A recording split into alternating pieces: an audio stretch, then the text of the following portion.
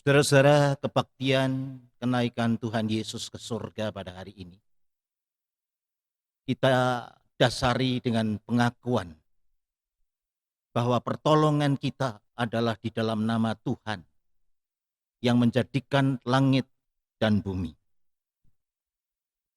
Karena itu turunlah atas saudara-saudara anugerah dan damai sejahtera dari Allah Bapa kita dan dari Tuhan Yesus Kristus menyertai saudara sekalian. Amin. Saudara-saudara sekalian, kita akan mendasari kebaktian kenaikan Tuhan Yesus Kristus ke surga dengan firman Tuhan yang terambil dari Injil Lukas 24 ayat 44 sampai dengan ayat 50 sampai dengan 51. Lalu Yesus membawa mereka keluar kota sampai dekat Betania.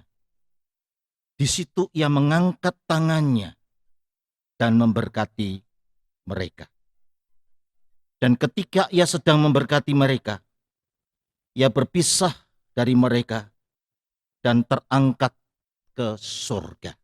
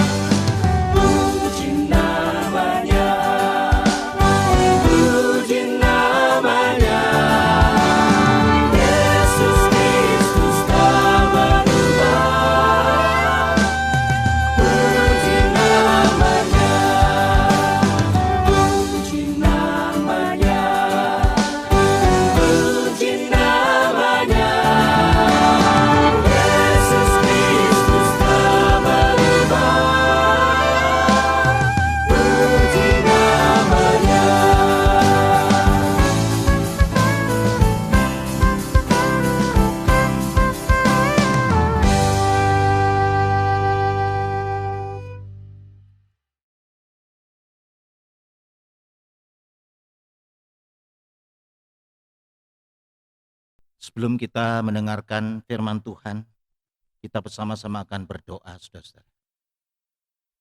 Bapa yang baik, pada hari ini di dalam ibadah kenaikan Tuhan Yesus ke sorga, kami rindu disapa oleh firman Tuhan yang hidup. Kami merindukan makna daripada kenaikan Tuhan Yesus Kristus ke surga bagi kehidupan kami sebagai anak-anak Tuhan. Oleh karena itu kami mohon Roh Kudus yang boleh menyingkapkan rahasia itu bagi kami, sehingga kami boleh mengerti kebenaran firman Tuhan itu dan boleh menjadi pedoman yang mengubah kehidupan kami, cara hidup kami, sikap dan perilaku kami. Urapi hamba-Mu yang akan membacakan dan yang akan menyampaikan firman Tuhan. Di dalam nama Yesus, Sang Firman hidup, kami berdoa. Amin. Saudara yang kekasih, firman Tuhan yang tidak kita baca dan renungkan terambil dari Injil Lukas pasal yang ke-24, ayat yang ke-44 sampai dengan ayat yang ke-51. Demikian. Ia berkata kepada mereka, "Inilah perkataanku yang telah kukatakan kepadamu ketika aku masih bersama-sama dengan kamu, yakni bahwa harus digenapi semua yang tertulis tentang aku dalam kitab Taurat Musa dan kitab Nabi-Nabi dan kitab Mazmur." Lalu ia membuka pikiran mereka sehingga mereka mengerti kitab suci. Katanya kepada mereka, ada tertulis demikian, Mesias harus menderita dan bangkit dari antara orang mati pada hari yang ketiga. Dan lagi, dalam namanya berita tentang pertobatan dan pengampunan dosa harus disampaikan kepada segala bangsa, mulai dari Yerusalem. Kamu adalah saksi dari semuanya ini. Dan aku akan mengirim kepadamu apa yang dijanjikan Bapakku. Tetapi kamu harus tinggal di kota ini sampai kamu diperlengkapi dengan kekuasaan dari tempat tinggi. Lalu Yesus membawa mereka keluar kota sampai dekat Betania. Di situ ia mengangkat tangannya dan memberkati mereka. Dan ketika ia sedang memberkati mereka, ia berpisah dari mereka dan terangkat ke surga. Mereka sujud menyembah kepadanya. Lalu mereka pulang ke Yerusalem dengan sangat bersukacita. Mereka senantiasa berada dalam bait Allah dan memuliakan Allah. Demikian pembacaan Alkitab. Yang berbahagia adalah yang mendengarkan firman Tuhan serta memeliharanya. Haleluya.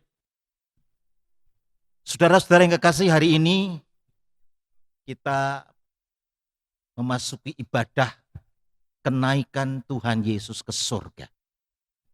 Setelah saya mengamati selama bertahun-tahun saya memimpin ibadah kenaikan Tuhan Yesus, ternyata ibadah ini paling tidak laku.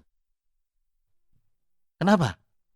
Karena mungkin bukan hari Minggu, hari Kamis lagi, bukan hari libur, atau mungkin hari libur dan lupa kalau itu hari ibadah. Dan terus terang saja, kebaktian ini memberitakan pada hari raya kenaikan Tuhan Yesus ini, kalau saya mau jujur saudara-saudara, ini paling sulit. Kenapa? Karena beritanya cuma itu. Tapi pada saat kita harus merenungkan pada masa-masa harus bekerja di rumah.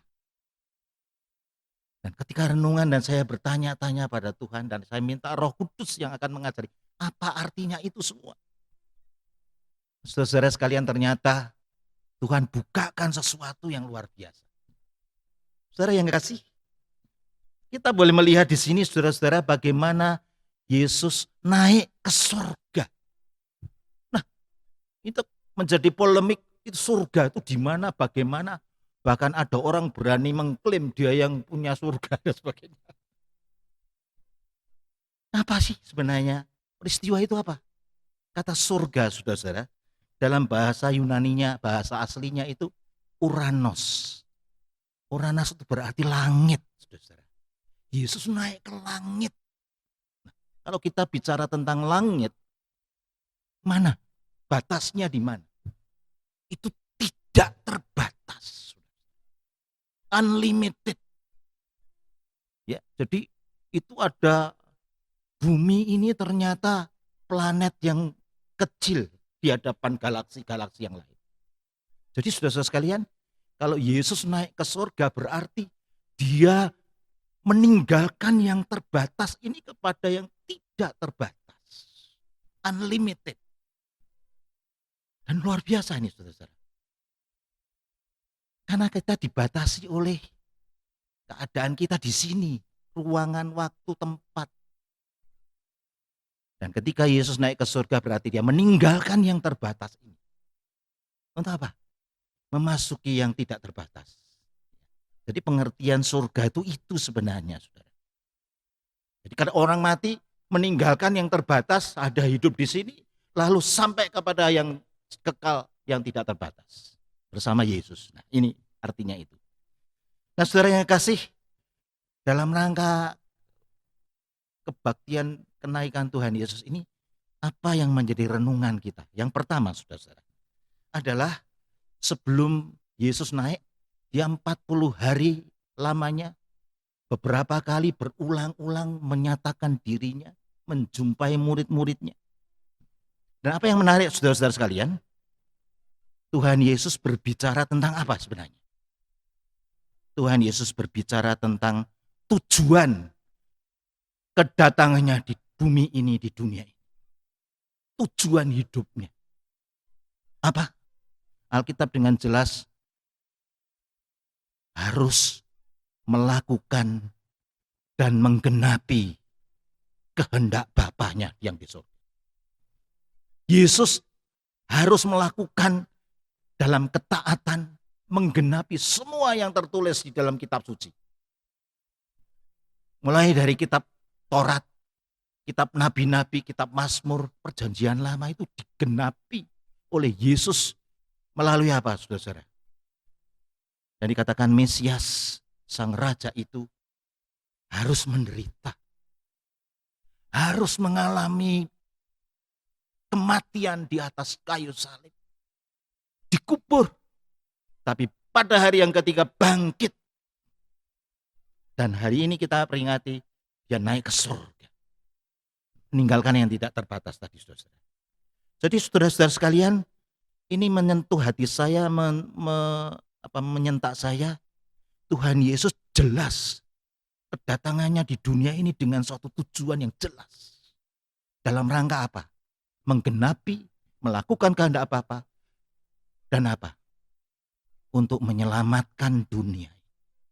Untuk menyelamatkan saudara dan saya. Dan ini menyentak saya dan saya merenungkan, iya ya. Tuhan Yesus memberikan teladan yang luar biasa bahwa tujuan hidupnya itu jelas. Nah, saya merenungkan, iya ya. Saya merenungkan diri saya ya, ini sebagai sharing ya. Saya harus meneliti kembali untuk merenungkan kembali apakah tujuan hidup saya ini jelas enggak? Tujuan hidup saudara itu jelas enggak? Kalau kita cuma hidup-hidupan ngeri, saudara, harus jelas. Dan apa yang Yesus katakan, dia menjelaskan itu semua kepada murid-muridnya tentang tujuannya adalah untuk menyelamatkan dunia. Menyelamatkan saudara dan saya. Melalui pertobatan dan pengampunan dosa. Yang dilakukan Tuhan Yesus. Jadi saudara-saudara sekalian, ini saya merenungkan, iya ya. Kalau begitu, apa tujuan hidup saya adalah apakah saya melakukan kehendak Bapa? ada tujuan yang begitu luar biasa atas hidup saya, atas setiap orang, bahwa saudara dan lahir di dunia ini bukan kebetulan, tapi ada tujuan Tuhan, rencana Tuhan yang dahsyat untuk setiap pribadi kita, saudara dan saya. Dan saya kembali merenungkan tujuan hidup saya. Apa saya betul-betul sudah hidup dengan jelas? Saya datang di dunia ini bukan kebetulan, tapi ada tugas dan rencana Tuhan supaya saya hidup dalam ketaatan dan memuliakan Tuhan yang saya yakini, yang memanggil saya. Tujuannya jelas, menyenangkan Tuhan, memuliakan Tuhan. Dan di situ saya kembali harus merenungkan, Tuhan ampuni saya. Kadang-kadang ketika saya sibuk, saya kehilangan arah tujuan ini. Dan saya harus jujur mengakui, Tuhan ampuni saya. Dan terima kasih. Karena Engkau menyatakan sebelum Engkau naik ke surga, tentang itu semua dengan jelas. Tujuan hidup. Dan saya tertunduk. Terima kasih Tuhan, Kau ingatkan kembali saya akan tujuan hidup ini jelas. Saya nggak mau hidup saya, orang Jawa itu ngelambrang nggak jelas. Apalagi di sisa hidup saya mau tetap memuliakan Tuhan. Itu yang pertama, saudara. Yang kedua, Yesus menyelamatkan dunia melalui kematian, penderitaan, kematian, kebangkitan, kenaikan ke surga, dan nanti akan datang kembali, saudara. Itu menjadi dasar kepastian iman Kristen itu berdiri di atas sesuatu yang jelas. Yaitu kematian dan kebangkitan Yesus. Harus jelas, saya mengimani siapa yang bagaimana. Yesus yang hidup. Harus jelas. Dan ini menjadi dasar kepastian kita di tengah-tengah ketidakpastian di dunia ini. Kemudian yang ketiga, saudara-saudara, menarik di sini, Yesus perlu apa? Maka Tuhan Yesus membuka pikiran mereka supaya mereka boleh mengerti kitab suci. Jadi saya diingatkan lagi, pikiran saya perlu dibuka oleh Tuhan. Kalau saya tidak dibuka, saya nggak ngerti. Dan ketika saya merenungkan tujuan hidup lagi itu, saya dibuka, iya. Banyak kali hidup saya sia-siakan. Karena tidak jelas tadi. Maka saya butuh Tuhan bukakan, celikkan pikiran saya. Supaya saya bisa mengerti rencana dan kehendak-Mu dalam hidup saya. Dan saya suka sampaikan, saudara, pikiran saudara dan saya perlu dicerai, dibuka. Supaya kita bisa mengerti tujuan hidup kita. Dan kita tahu bagaimana menyikapinya. Kemudian yang keempat, saudara-saudara, yang menarik di sini adalah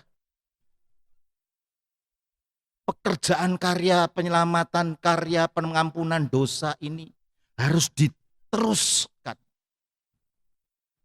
Dan dengan sangat luar biasa Tuhan Yesus mengatakan apa? Kamulah saksi semua ini untuk memberitakan ini. Kamu, saudara dan saya, menjadi saksi yang mengalami perjumpaan dengan Tuhan Yesus ini. Kita harus jadi saksi, saudara-saudara. Oh, ini saksi itu apa? Menyatakan persekutuan kita dengan Tuhan Yesus yang bangkit, yang naik ke surga itu dalam hidup kita sehari-hari, yang berubah tentunya. Saudara yang kasih, saudara dan saya jadi saksinya. Kemudian yang keempat, kelima, saudara, adalah Tuhan melengkapi, dikatakan, aku akan mengutus seperti janji Bapa, yaitu Roh Kudus yang akan melengkapi, memenuhi murid-murid untuk memampukan untuk jadi saksi itu. Jadi saudara-saudara sekalian, kamu harus nunggu janji Bapa. Jadi saudara-saudara, ternyata Tuhan tuh kalau ngutus, mengubah kita, itu dilengkapi. Kalau tanpa perlengkapan Tuhan tidak bisa, saudara. Siapa tuh saya? Siapa tuh saudara? Pinternya seberapa sih? Tapi Tuhan lengkapi dengan janji Bapa adalah Roh Kudus nanti. Itu nanti kesempatan yang lain kita bicara. Kemudian yang keenam, saudara-saudara, tapi ada catatan. Kamu harus menantikan di kota ini, di Yerusalem. Menunggu. Kok nunggu itu apa ya? Kok mesti nunggu waktu? Jadi peristiwa ini mereka harus menunggu 10 hari lagi. Yerusalem. Ngapain? Apa yang harus mereka lakukan? Dan hari-hari ini juga saudara-saudara, kita harus di rumah nunggu sesuatu. Kasus pandemi COVID-19 ini.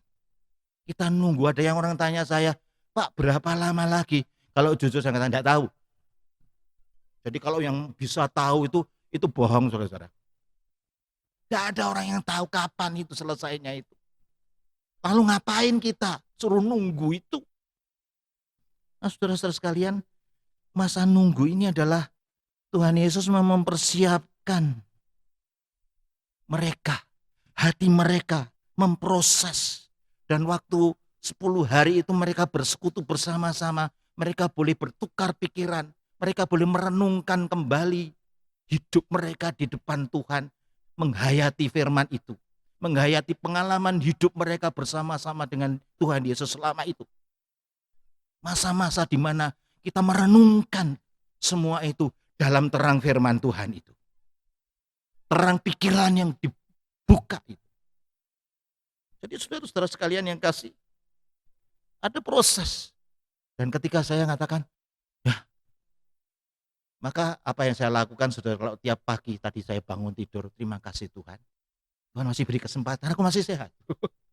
Apa yang saya lakukan? Saya mau melakukan sesuatu. Dan masa-masa yang cukup panjang ini saudara-saudara sekalian, saya harus merenungkan apa? Kalau dulu ketika saya aktif, pelayanan hebat banget kelihatannya. Gak ada kesempatan untuk diam terus.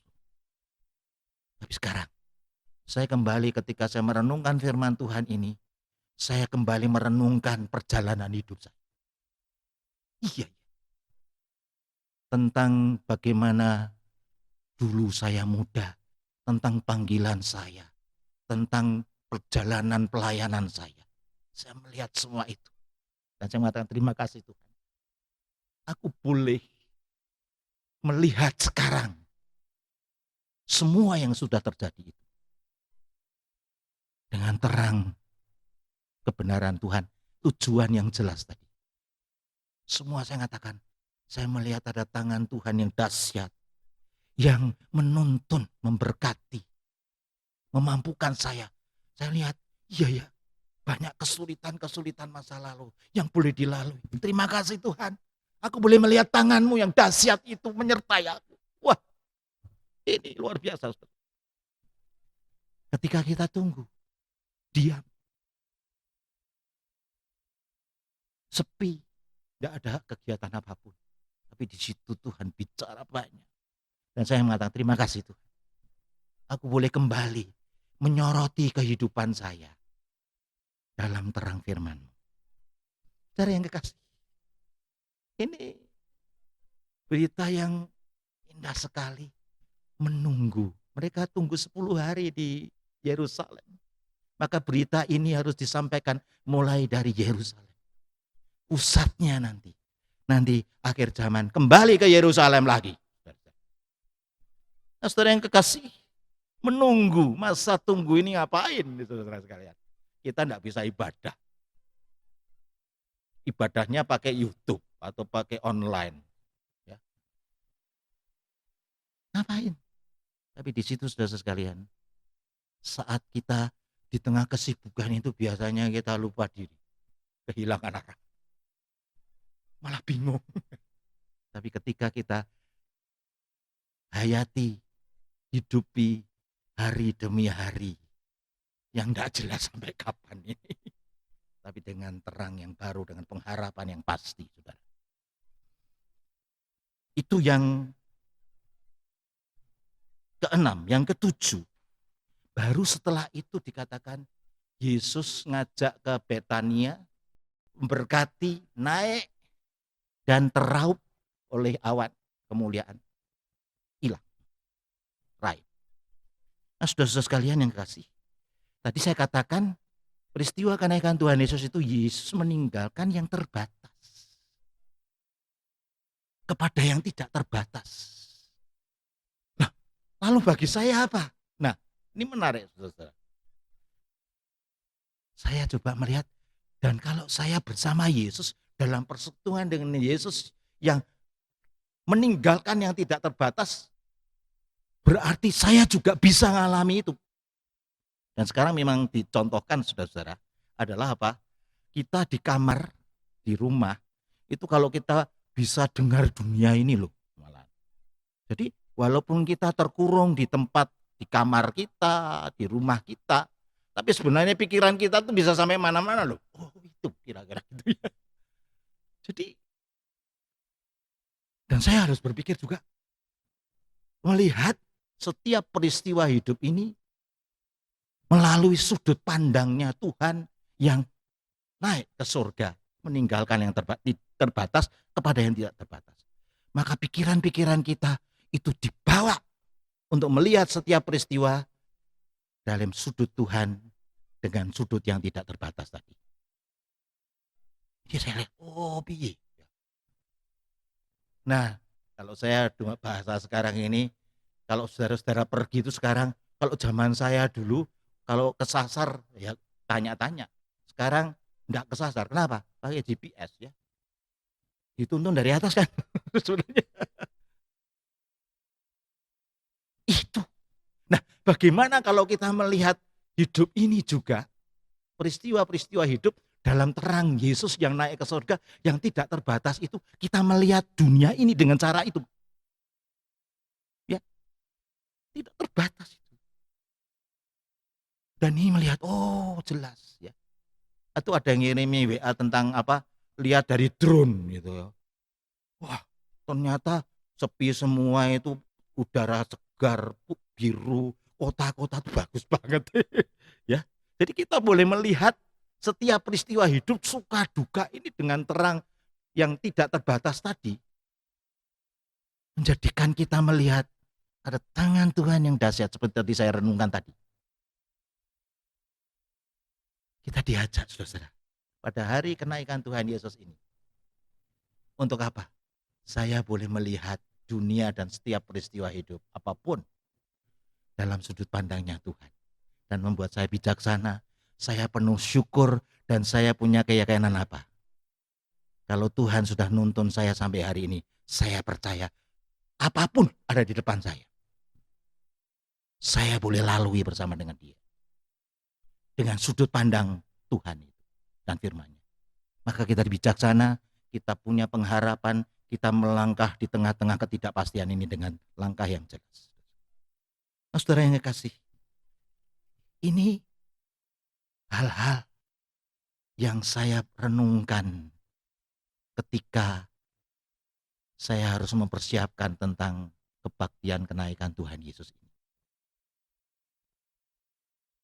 Saya lihat, wah luar biasa. Berita-berita ini yang tidak pernah saya lihat selama ini. Tapi itu dibuka begitu jelas. Terima kasih Tuhan. Aku sekarang boleh melihat setiap peristiwa dengan cara yang berbeda. Aku boleh melihat setiap peristiwa dengan hikmatnya Tuhan. Dan saya tahu ada rencana agung Tuhan yang masuk melalui liku-liku kehidupan itu. Dan dia tidak pernah gagal. Itulah keyakinan saya. Dan mari saudara, kita yang merayakan kenaikan Tuhan Yesus ke surga, diingatkan kembali tentang apa? Tujuan hidup. Jelas nggak? Dan apa dasar iman kita? Yesus yang menderita, sengsara, mati, dan bangkit yang naik ke surga akan datang kembali menggenapi segala sesuatu. Kita diingatkan bahwa berita itu harus diteruskan, bahwa kita ini menjadi saksi-saksi dalam hidup ini. Dan yang pasti adalah kita butuh selalu, Tuhan, bukakan terus pikiran saya untuk makin kenal cara Tuhan, kehendak Tuhan, hati Tuhan dalam setiap kehidupan saya. Dan yang indah adalah Tuhan memberkati, naik sambil memberkati. Ada berkat Tuhan yang menaungi kita dalam perjalanan ini. Amin.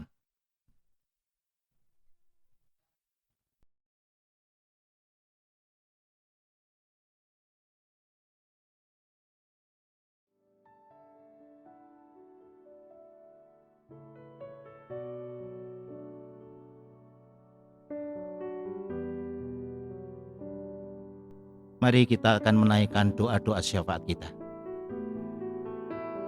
Bapa, terima kasih pada hari kenaikan Tuhan Yesus ini. Kami dicerahi dengan firman-Mu yang melampaui segala pikiran kami selama ini. Terima kasih kami diingatkan tentang tujuan hidup, tentang penyertaan Tuhan, tentang tugas panggilan menjadi saksi. Dan hidup kami, iman kami didasarkan pada sesuatu yang jelas dalam melampaui masa-masa sulit. Terima kasih untuk itu semua. Dan ajarilah kami juga untuk pikiran kami selalu dibukakan untuk melihat semua peristiwa hidup, semua hal yang terjadi dalam hidup ini dalam cara yang baru, dalam sudut pandang Tuhan Yesus yang tidak terbatas, sehingga kami makin bijak. Dan kami mohon terus tangan yang tidak nampak secara fisik ini selalu menuntun langkah-langkah kehidupan kami. Ketika kami harus menyusuri perjalanan kehidupan, banyak ketidakpastian, banyak masalah yang ada di depan kami. Tapi kami bersama Yesus dengan cara pandang yang baru, kami boleh lalui bersama Tuhan. Bapa, kami juga boleh berdoa untuk dunia. Terima kasih bahwa di tengah-tengah pandemi ini kami boleh melihat bumi dipulihkan. Kami boleh melihat udara dipulihkan. Kami boleh melihat lapisan ozon pun dipulihkan. Kami boleh melihat dunia dibarui. Terima kasih untuk semua itu. Dan terima kasih juga Tuhan bahwa ketika pandemi ini hadir menyentak manusia untuk kembali mendengar dan melihat Tuhan yang berkarya. Pertobatan di mana-mana. Terima kasih untuk itu semua. Ada pertobatan di mana-mana. Dan mari jadikan kami saksi menghadapi dunia dengan kesaksian bahwa kami adalah anak Allah yang hidup, umat tebusan Tuhan.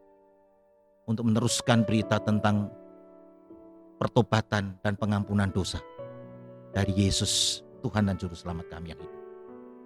Kami juga ingin membawa negeri kami, Indonesia, pemimpin-pemimpin yang menuntun kami semua, beri hikmat kebijaksanaan, supaya boleh membawa bangsa Indonesia keluar dari pandemi ini juga.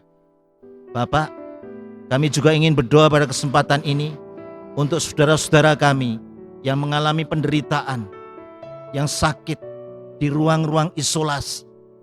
Mari Tuhan Yesus, Engkau hadir dan melawat mereka. Tuhan Yesus boleh hadir menjamah mereka. Tuhan Yesus boleh hadir dan mereka juga boleh mengalami lawatan Tuhan. Mereka boleh mengalami perjumpaan dengan Tuhan. Dan hidupnya juga boleh dirubah. Baik yang sembuh maupun yang harus pulang. Kami berdoa untuk tenaga kesehatan. Untuk dokter, perawat dan semua rumah-rumah sakit. Mari Tuhan Yesus, Engkau yang juga boleh menjaga, melindungi mereka dari segala pandemi ini.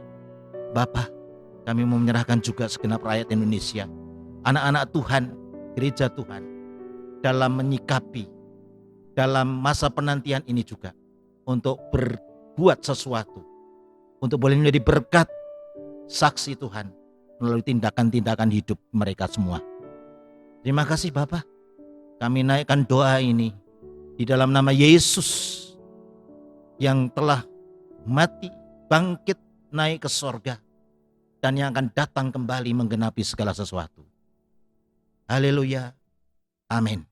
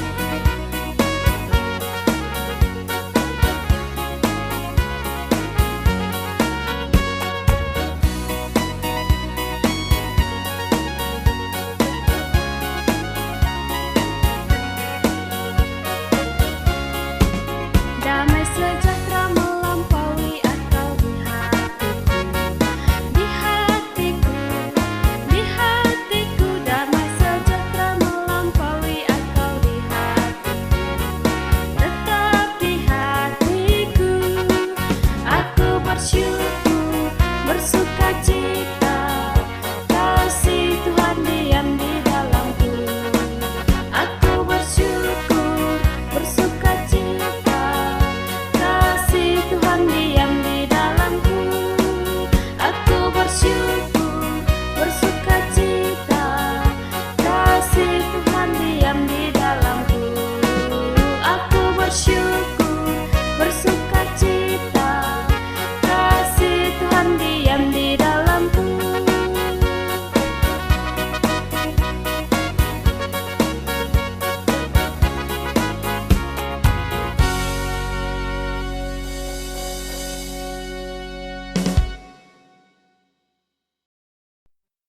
Arahkanlah hatimu kepada Tuhan dan terimalah berkat Tuhan.